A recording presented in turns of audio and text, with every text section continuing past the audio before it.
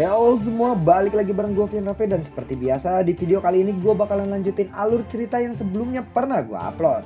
Dan karena hasil voting kemarin masih tetap menang session 10 pada siang hari dan session 6, 7, 8, 9 pada malam hari, maka gue bakalan lanjutin alur session 10-nya. Buat kalian yang baru aja gabung di channel gue, kalian bisa langsung cek playlist di channelnya. Dan disitu akan banyak berurutan session-session sebelumnya yang pernah gue upload.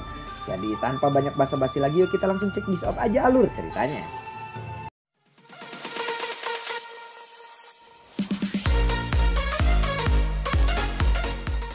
Di episode sebelumnya, Xiaoyan yang menerima kabar dari Yalao bahwa Kekaisaran Jiama dan aliansi yang sedang dalam bahaya. Yalao lalu menyarankan untuk membangun pintu teleportasi. Kamu akan bisa melakukan perjalanan ke wilayah barat laut dengan cepat. Dengan ini ucap dari Yalao. Mendengar ini, Xiaoyan lalu mengangguk. Hatinya juga sedikit merasa khawatir. Dia telah jauh dari Kekaisaran Jiama selama bertahun-tahun. Dia lalu memikirkan Ratu Medusa dan anaknya yang mungkin sudah berusia 4 atau 5 tahun saat ini. Hari-hari berikutnya Xiaoyan tinggal di Papiliun Bintang Jatuh sepanjang hari. Dan kadang muncul untuk memberikan nasihat kepada para murid Papiliun Bintang Jatuh. 3 hari perlahan pun berlalu. Pintu teleportasi yang dibangun oleh Yalao secara bertahap pun hampir selesai. Sekelompok wanita muda yang menggunakan pakaian ketat yang cemerlang telah berkumpul di salah satu sudut tempat latihan. Ada seorang wanita berpakaian merah berdiri di tengah-tengah kelompok wanita muda ini. Pinggangnya yang halus dan lembut dengan kakinya yang panjang membuat menjadi pusat perhatian yang paling menarik di tempat pelatihan dalam pelatihan ini. Namanya adalah Youquan. Tetapi Youquan selalu mengamati Xiaoyan dari kejauhan. Lalu seseorang wanita berkata, "Haha, kakak Youquan akhirnya tertarik pada seorang laki-laki ya," ucap wanita muda lainnya. Mendengar ini Youquan lalu menjawab, "Omong kosong, apa yang kamu katakan?" ucap dari Youquan. "Kakak Youquan, kamu adalah orang dengan bakat yang paling menonjol di antara generasi muda Papiliun Bintang Jatuh ini. Oleh karena itu, kamu tidak perlu merasa rendah diri meskipun kamu menyukai kepala Papiliun Junior," ucap dari wanita tersebut. "Omong kosong, apa yang kamu katakan? Bakat kecilku ini tidak ada artinya di mata kepala Papiliun Junior," ucap dari Youquan. "Mengapa kakak Youquan tidak meminta saran dari kepala Papiliun Junior? Kamu akan memiliki kesempatan mendekatinya jika kamu melakukan kontak dengannya. Kalau tidak akan ada harapan," ucap dari wanita tersebut. "Apakah itu pantas? Bagaimana kalau ternyata aku mengganggu kepala Papiliun Junior itu?" ucap dari Youquan. "Tidak apa-apa, kakak Youquan adalah seorang yang perlu diperhatikan di Papiliun Bintang Jatuh kita. Kepala Papiliun Junior pasti akan tidak merasa direpotkan demi memperkuat Papiliun Bintang Jatuh," ucap dari wanita tersebut. "Berhentilah memaksaku," ucap dari Youquan. Lalu Xiaoyan tiba-tiba mendekatinya. "Kamu adalah Youquan kan? Guru pernah bercerita tentangmu," ucap dari Xiaoyan. "Kepala Papiliun Junior, bolehkah aku meminta waktu Anda untuk memberi aku beberapa saran?" ucap dari Youquan. Xiaoyan yang mendengar ini dia lalu berkata, "Baiklah kalau begitu, coba praktekkan skillmu di depanku," ucap dari Xiaoyan. "Baiklah," ucap dari Youquan. Lalu Youquan menunjukkan skill Do yang baru saja dia pelajari. Xiaoyan menyaksikan Youquan melepaskan teknik telapak tangan kelas D dengan cara yang sangat halus. "Kepala Papiliun Junior, bagaimana skillku?" ucap dari Youquan. Bagus sekali. Aku ada penawaran untukmu. Apakah kamu tertarik?" ucap dari Xiaoyan. "Apa itu?" ucap dari Youquan. "Jadilah muridku," ucap dari Xiaoyan. Korban Xiaoyan lagi, Pak Boy. "Nah, kepala Papiliun Junior, benarkah yang Anda katakan itu?" ucap dari Youquan. "Tentu saja," ucap dari Xiaoyan. "Tapi bolehkah aku menjadi murid yang tidak resmi saja?" ucap dari Youquan. Apakah kamu menolakku? Tetapi ya sudahlah, terserah kepadamu saja. Aku tetap akan menjadikanmu muridku, entah itu resmi atau tidak," ucap dari Xiaoyan. Sekedar info, jika Youquan menjadi murid resmi Xiaoyan, maka kesempatan Youquan untuk menjalani hubungan asmara dengan Xiaoyan akan musnah. Maka dari itu dia meminta untuk menjadi murid tidak resmi. Lalu tidak lama kemudian ada sebuah suara dengungan yang keras.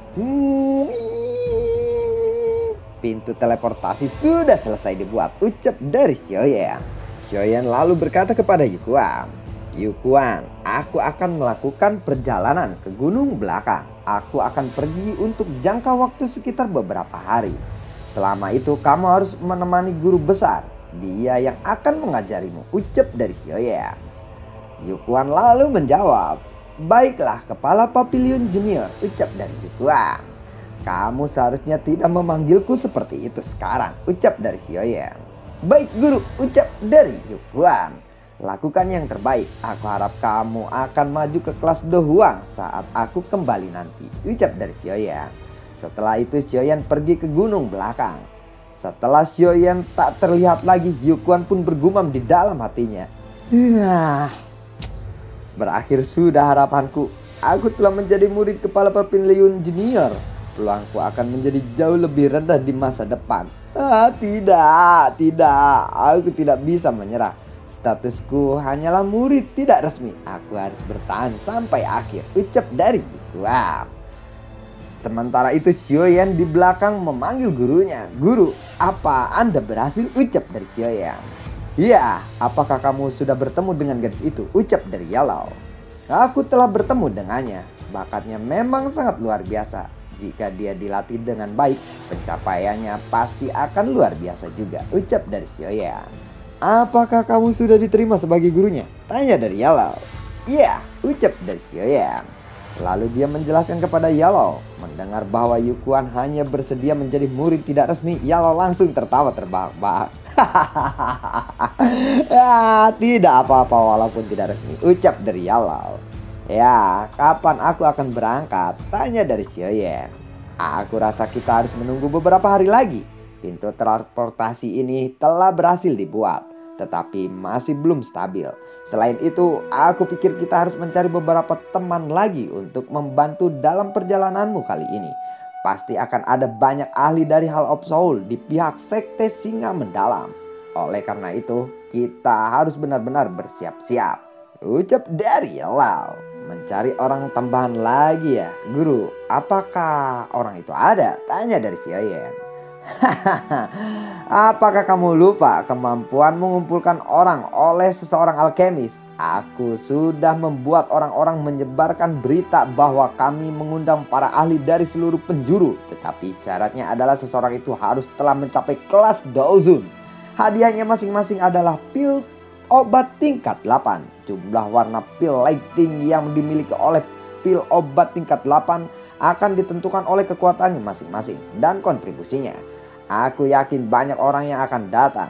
Kamu akan memimpin mereka ke wilayah barat laut benua dan kemudian menyerang Sekte Singa Mendalam untuk segera mengakhiri perang ini," ucap dari Yellow. "Bukankah itu terlalu mewah? Masing-masing mendapatkan 3 pil obat tingkat 8. Itu akan menjadi jumlah yang cukup besar jika 20 hingga 30 orang yang datang," ucap dari Xiaoyan. Mendengar itu Yellow lalu berkata, "Tenanglah, itu tidak akan merepotkanku jika hanya pil di bawah tingkat 9. Kalau begitu kita akan menunggu hingga beberapa hari lagi," ucap dari Yellow. Singkat cerita, Yellow secara pribadi memilih orang-orang selama 3 hari ini. Dia telah memilih 20 ahli dari mereka yang datang. Semua kekuatan dari 20 orang ini rata-rata Douzun bintang 3. 3 dari mereka bahkan telah mencapai bintang 8 dari level Douzun. Mereka hanya sedikit lebih lemah dari Xiaoyan. Semuanya, aku rasa kalian semua tahu tujuan dari perjalanan ini. Begitu kami tiba di wilayah barat laut benua, aku harap semua orang akan mematuhi perintahku, ucap dari Xiaoyan. "Baik kepala Papilion Junior," 20 ahli yang diundang berteriak patuh. "Kita akan berangkat sekarang," ucap dari Xiaoyan. "Xiaoyan, orang-orang ini baru datang setelah diundang. Tidak perlu mempercayai mereka. Kamu hanya perlu mempercayai 10 tetua tamu ini. Mereka jauh lebih mengetahui kabar di benua barat laut daripada kamu," ucap dari Yellow. Pintu transportasi di puncak gunung tiba-tiba mulai bergelombang setelah Yellow melambaikan tangannya. "Xiaoyan, ini adalah gulungan pintu teleportasi. Setelah kamu tiba, yang perlu kamu lakukan adalah menemukan tempat yang aman dan membukanya. Setelah itu, gulungan ini akan membentuk terowongan yang akan tetap berada di tempat itu selamanya, ucap dari Yellow. Xiaoyan mengangguk mendengar ini.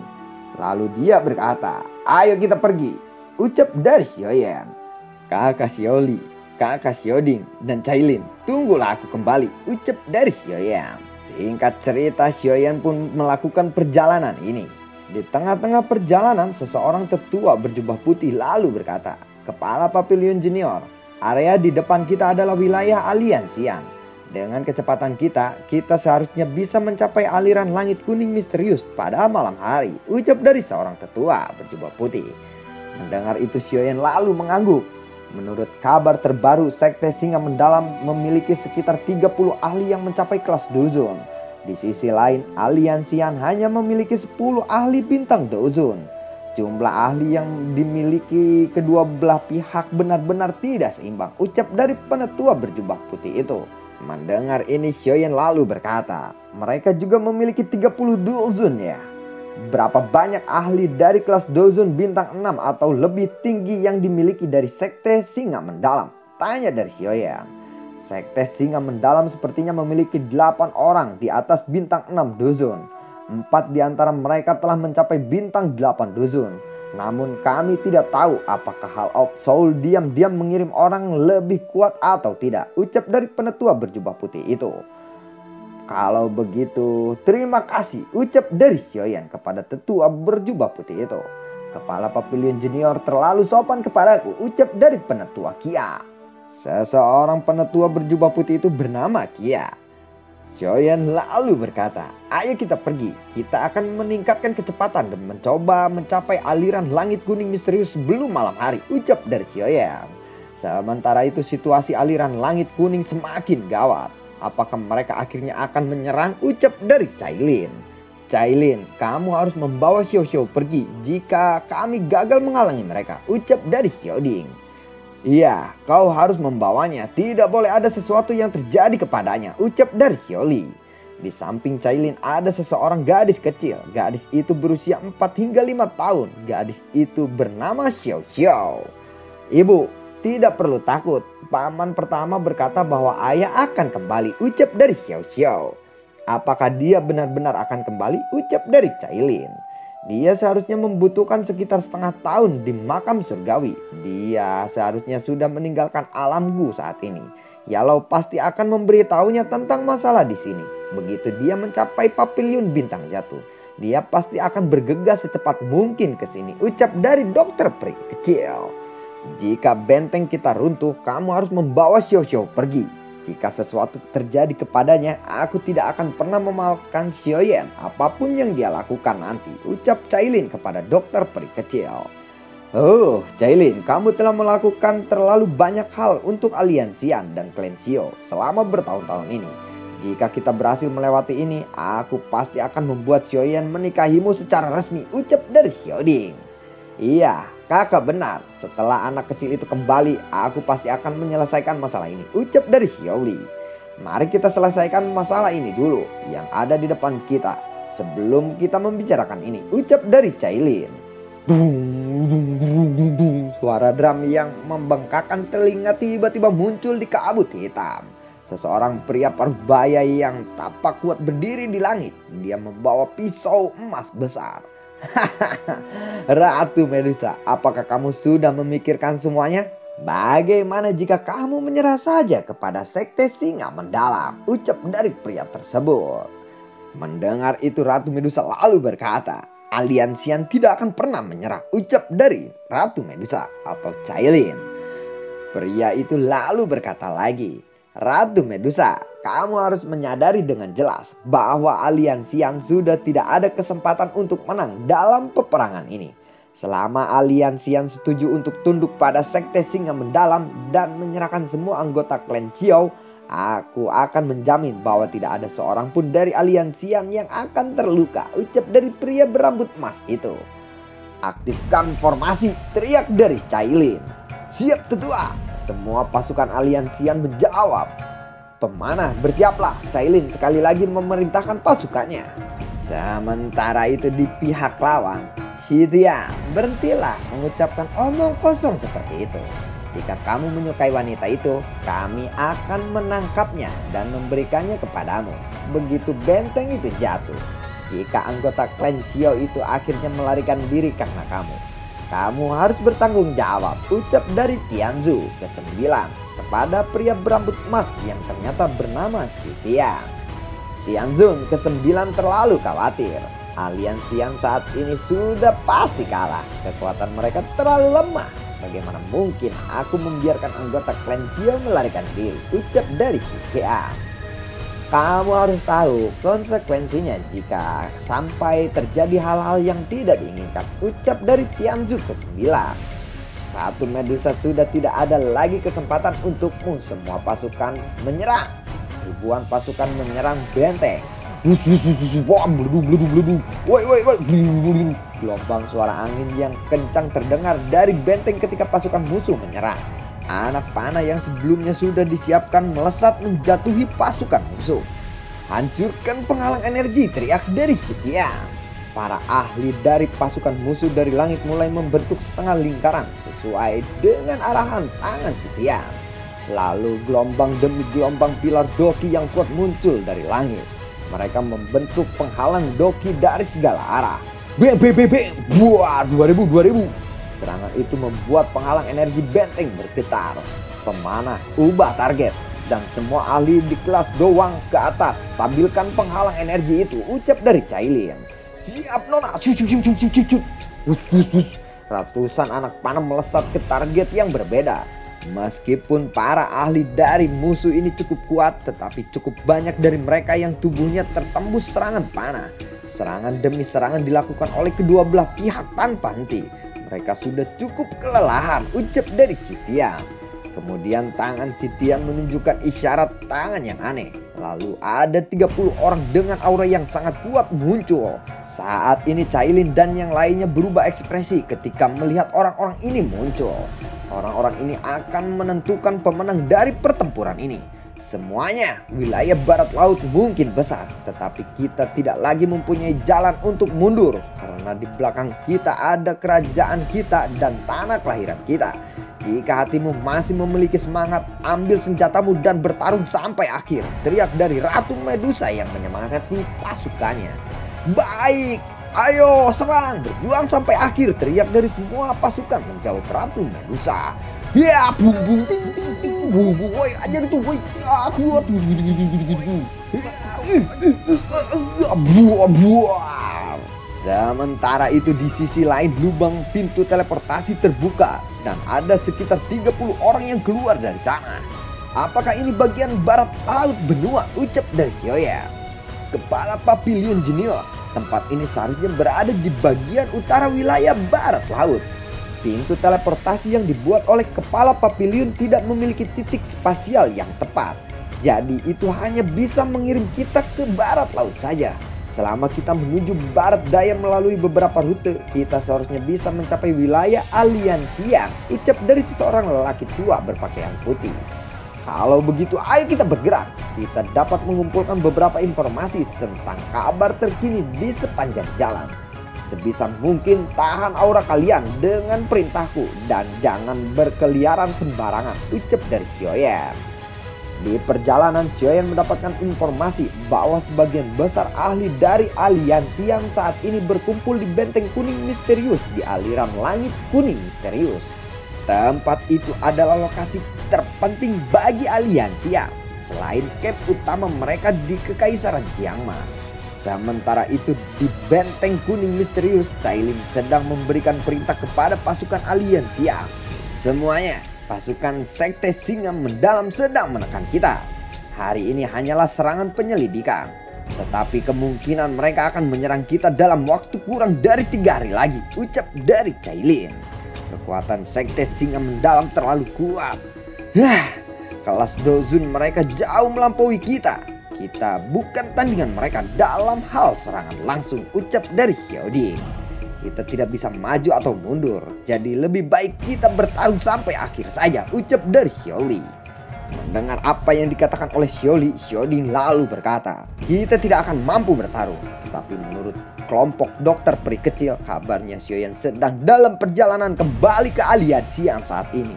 Kita nantikan saja dia untuk kembali. Semoga saja dia akan lebih cepat datang ke sini, ucap dari Xiaoding. Lalu bagaimanakah kelanjutan ceritanya? Saat-saat gentirnya Aliansian, Xiaoyan malah teleportnya salah. Anjir, itu sinyalnya jelek. Sepertinya sinyalnya jelek anjir. Jadi titiknya tuh loncat-loncat gitu. Ngebles. Kalau bahasa Grab ngebles. Titiknya ngebles. Kayak gue pernah nge-Grab tuh, jadi ngebles. Jadi bagaimana kelanjutan ceritanya? Ini akan seru sekali. Gua selalu berterima kasih buat kalian yang sudah mendukung channel ini dari awal hingga akhir. Dan tidak pernah gua lupa untuk ngucapin terima kasih banyak buat kalian yang sudah mendonasikan sedikit rezekinya lewat link Saweria di bawah kolom deskripsi. Dan semoga sehat selalu untuk kalian. Assalamualaikum, dadah.